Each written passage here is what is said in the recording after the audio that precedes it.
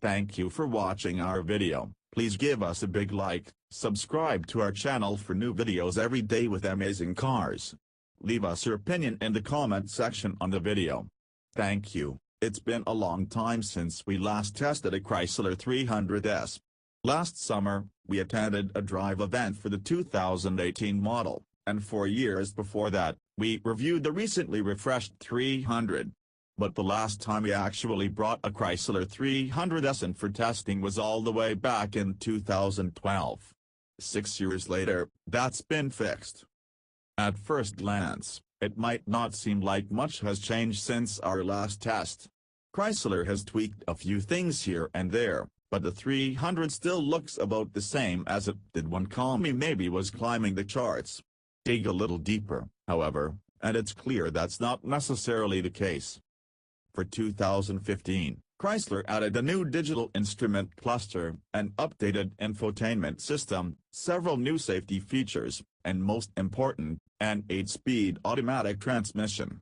As we found in our 2012 test, the outdated 5-speed that Chrysler originally used was slow to shift and a poor match for the 300. Does the new transmission improve performance as much as we thought it would back in 2012? Yes and no. The 2018 Chrysler 300S we tested was definitely quicker than the 2012 version. It hit 60 miles per hour in 5.3 seconds and ran a quarter mile in 13.8 seconds at 101.3 miles per hour. Both times are 0.3 seconds quicker than what we recorded 6 years ago. In his notes, Associate Road Test editor Eric Iapana praised the 300's strong and linear acceleration. He also wrote that the V-8 seems well paired with the gearbox, which is responsive and quick with the shifts. Braking performance also improved.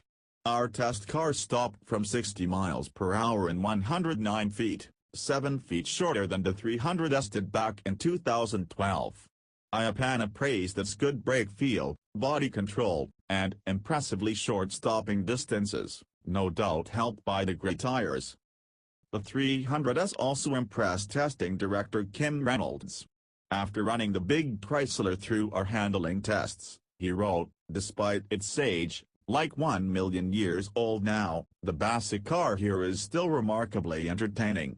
It does all the right stuff, brakes and turns in adeptly, corners with not too much understeer, and accelerates in a nice, powerful RWD manner." Unfortunately for Chrysler, although the 300S is still entertaining to drive, it seems to have lost a step in the handling department. With the time of 27.0 seconds at 0.65 average G, our test car was actually 0.1 seconds slower through the figure 8 than the 2012 version. We're not sure exactly why that is, but in his notes, Reynolds wrote, "You do notice that the chassis doesn't seem as solid as it once did, and steering feedback is lacking. It's more of a means of correcting oversteer than precisely steering." Even if the new transmission didn't improve handling quite the way we thought it would, the 8-speed still makes the 300S more enjoyable to drive. To us, that's a win.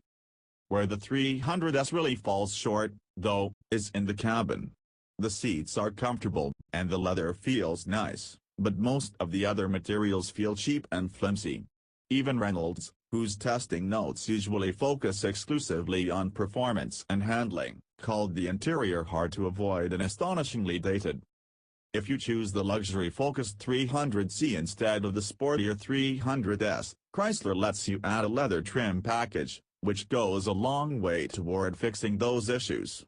It costs a bit more than the $48,760 Chrysler charges for our test car, but it's probably worth it. Alternatively, you could double down on the sportiness and load up a Dodge Charger RT Scout Pack for about the same price.